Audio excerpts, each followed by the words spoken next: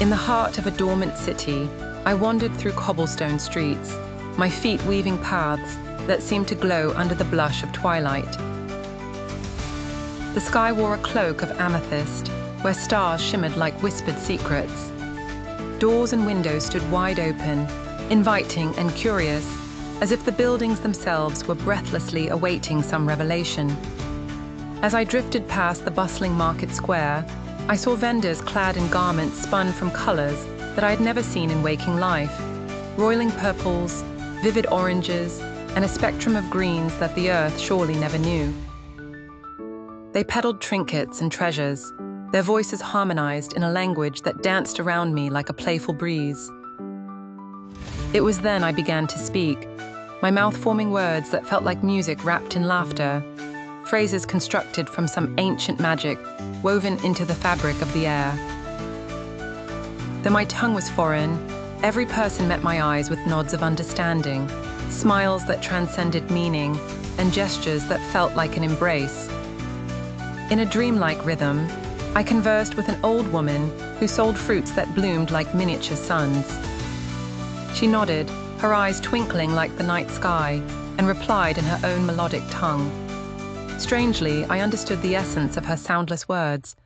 They spoke of dreams and journeys, of understanding beyond what words could frame. The market square pulsed with life. Children drifted by like living whispers, their laughter merging with the symphony of a language that felt universal, yet intimate. The scent of freshly baked bread mingled with the air, warm and inviting, as if the aroma held stories that nourished the soul. I conversed without boundaries, as though my voice was a bridge into the hearts of those I met. I felt weightless, the world around me a tapestry of connections and the warmth of human kinship. As twilight embraced the city entirely, a figure approached, a shadow caught in the dying light. He handed me a small vial, filled with a swirling liquid the color of moonlight.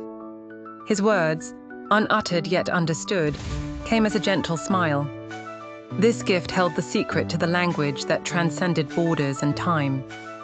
I accepted the vial with gratitude, understanding that it was not the elixir that was magical, but the language itself, a forgotten tongue called empathy, a language that anyone could speak when filled with understanding, when seeing beyond what mere eyes could glimpse.